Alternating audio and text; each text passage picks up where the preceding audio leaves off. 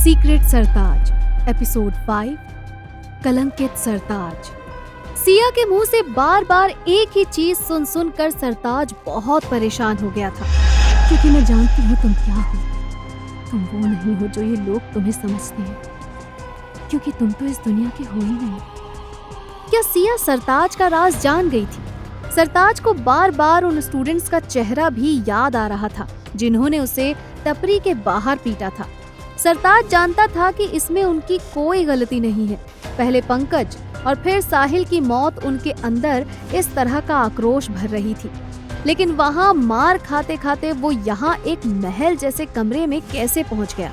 और सिया यहाँ क्या कर रही है? इन सभी सवालों का एक सैलाब सरताज के दिमाग में उठ रहा था। तभी सिया, जो सरताज के माथे पर हाथ फेर रही थी, उसने धीरे से कहा, सरताज, तुम इन जैसे नहीं हो। पता नहीं क्यों मेरा मन कहता है कि तुम इस दुनिया से ही नहीं हो। सिया ने सरताज के चेहरे और बदन पर लगी चोट को ध्यान से देखते हुए कहा, कोई तुम्हें इतनी चोट पहुंचाए, हर बात पर गाली दे, बेइज्जत करे और तुम सब कुछ चुपचाप सह जाते हो। इंसान ऐसा भी हो सकता है क्या? रामचंद्र चाचा भी यही कह रहे थे। वैसे उन्होंने ही तुम्हें बचाया है उन स्टूडेंट से और मुझे कहा कि मैं तुम्हारी मदद करूं, इसीलिए मैं तुम्हें यहाँ सीकर शहर से दूर अपने फार्म हाउस लेकर आई हूँ। सिया की आंखों में सरताज के लिए एक अजीब सी फीलिंग दिखाई दे रही थी। सरताज ने ऐसा पहले कभी महसूस नहीं किया था। उसके हाथ पांव अब ठंडे पड़ रहे थे। सिया ने अभी अभी जो कुछ कहा वो सब कुछ सरताज ने सुना और समझा, लेकिन उसकी आंखें और जबान बदले में कुछ भी नहीं कह पा रहे थे। सिया की सांसें बढ़ने लगी थी। सरताज को छूने के बाद उसके पूरे शरीर में एक कपकपी सी मच गई थी, लेकिन ये जो भी था, सिया उसे रोकना नहीं चाहती थी। अजीब बात ये थी कि सरताज भी सिया के अंदर कहीं खो गया था। वो सिया को पहली बार इतने करीब से देख रहा था। उसने देखा कि सिया के बाएं गाल पर एक तिल भी है। उसके नाक का कांटा बहुत सुंदर लग रहा था और उसके खुले बालों की एक लट उसके होठों पर आकर चिपक गई थी। सरताज नहीं जानता कि कैसे, लेकिन उसका हाथ अपने आप सिया के माथे पर गया, जहां उसने उस बाल की लट को उसके कान के पीछे कर दिया। सिया ने एक लंबी सांस भरी और तभी मोबाइल की रिंग से दोनों ऐसे सहम गए जैसे किसी ने उनकी चोरी पकड़ ली हो। ऐसी चोरी जिसमें वो एक दूसरे का दिल चोरी कर रहे थे। लेकिन सिया ने जब अपना बजता हुआ फोन उठाया तो उसके चेहरे का पूरा रंग उतर गया। उसने कांपते हुए हाथ से फोन काटा और फिर फोन में कुछ चेक करने लगी। सरताज भी हैरान था कि अचानक सिया को ये क्या हो गया था, लेकिन अगले ही पल सिया के हाथ से फोन नीचे गिर गया और अपने कांपते पैरों को संभालते हुए सिया ने पास ही रखे सोफे को पकड़ा।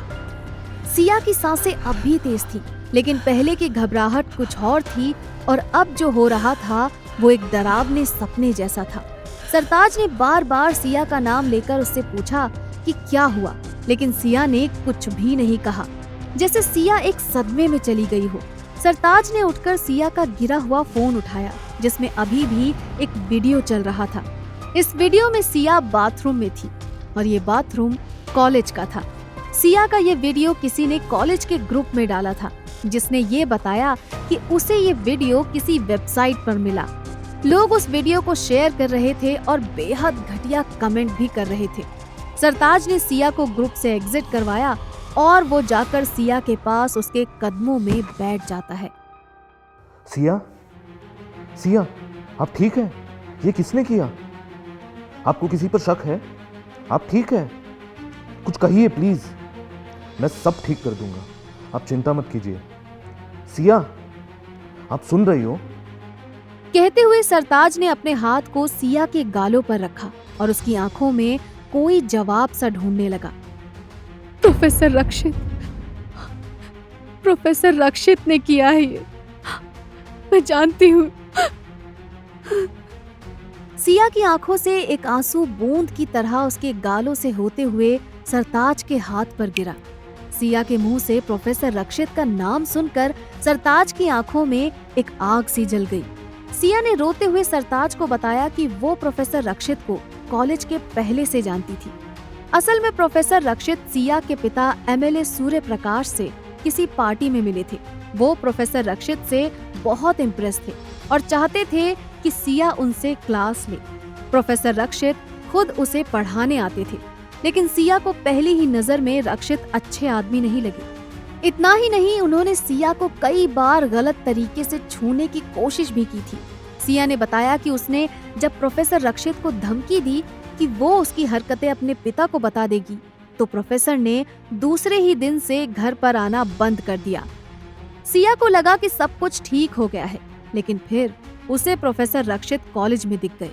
उन्होंने सिया को कॉलेज में भी धमकाया, लेकिन वो अपने पिता को कुछ नहीं कह पाई, क्योंकि जब से सिया के पिता को पता चला है कि वो रात को टपरी पर सरताज से मिलने आती थी, तब से वो सिया को धमका रहे हैं कि वो उसका कॉलेज छुड़वा देंगे। ऐसे में सिया कुछ भी ऐसा नहीं करना चाहती थी कि उसका कॉलेज छूटे।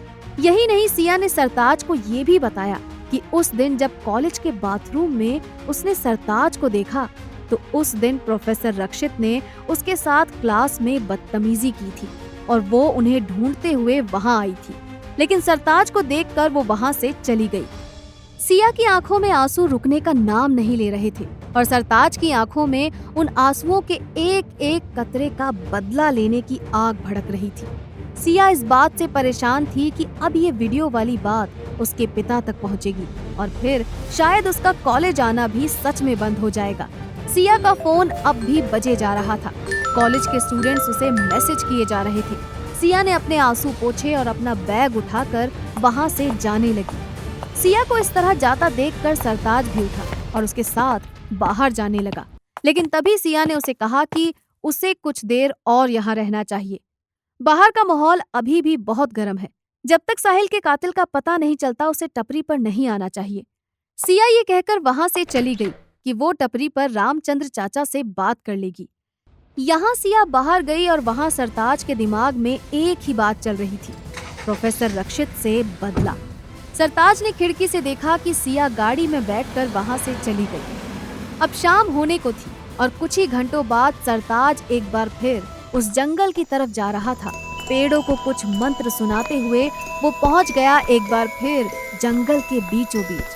सरताज आज पहली बार चाहता था कि कोई उसकी मदद करे, वैसी मदद जैसे उसे तब मिली थी जब पंकज ने उसका सच जान लिया था।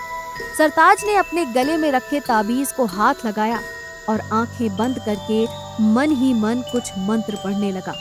दीक्षिम मदद करें सक्षम लगिन सबह, दीक्षिम मदद करें सक्षम लगिन सबह। मंत्र पढ़ते ही सरताज के माथे पर वो निशान एक बार फिर उभर आया, जलता हुआ लाल निशान, और एक बार फिर सरताज के पैर जमीन से ऊपर उठ गए थे। वो बार बार उस आदमी को बुलाने का प्रयास कर रहा था, लेकिन फिर अचानक से सरताज को पेड़ पर एक आदमी बैठा हुआ दिखाई दिया, जिसके लंबे बाल थे जो कि पेड़ से बंधे हुए थे। उसके हाथ जैसे कोई काट रहा हो और वो पेड़ से टकराकर नीचे गिर गया। ये देखकर सरताज के एक मंत्र का खंडन हो गया और वो नीचे गिर पड़ा। सरताज ने मुड़कर ऊपर पेड़ पर देखा तो वहां कोई नहीं था और ना ही नीचे का गिरा हुआ हाथ पड़ा था। सरताज की सांसें तेज हो गई थी और तभी उसे एक आवाज आई। सरताज, आपने बुलाया?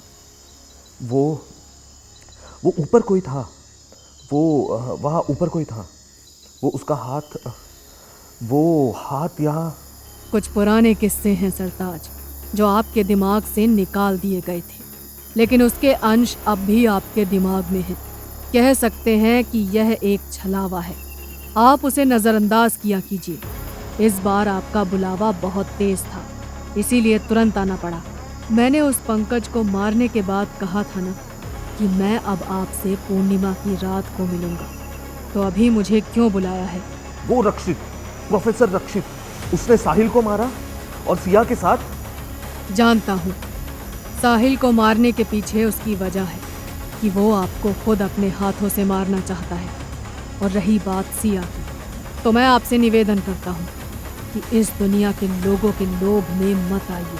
यह आपके लिए, हमारे लिए, किसी के लिए भी अच्छा नहीं है।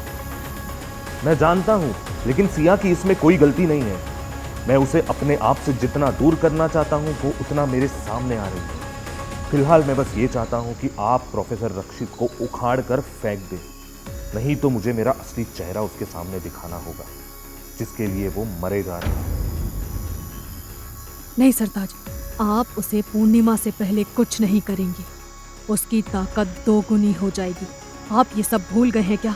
नहीं भूला, मैं कुछ भी नहीं भूला, लेकिन सिया के साथ जो उसने... फिर वही बात, मैं आपसे कह रहा हूँ कि आप इस दुनिया के लोगों के लोभ में मत उलझिए। आप मेरी मदद नहीं करना चाहते तो ठीक है, मैं खुद कर लूंगा। आप जा सकते हैं। आपकी मदद करने के अलावा मेरा क्या काम है सरताज? आप जैसा चाहते हैं वैसा ही होगा, लेकिन इसके लिए आपको अपने पिता के पास जाना होगा। सरताज ने जैसे ही ये शब्द सुने, उसके बढ़ते पैर अपने आप रुक गए। उसकी आंखें किसी पत्थर की तरह एक ही जगह टिक गईं और सरताज को कुछ याद आने लगा। मार डालो इसे, पढ़ो अपना कोई मंत्र और मार डालो इसे। इसकी आत्मा को कहीं जगह नहीं मिलनी चाहिए। ये मेरा बेटा नहीं कहलाएगा, ये कहलाएगा कलंकित सरताज। आखिर क्या है सरताज का राज? जानने के लिए सुनिए इस कहानी का अगला भाग, सीक्रेट सरताज।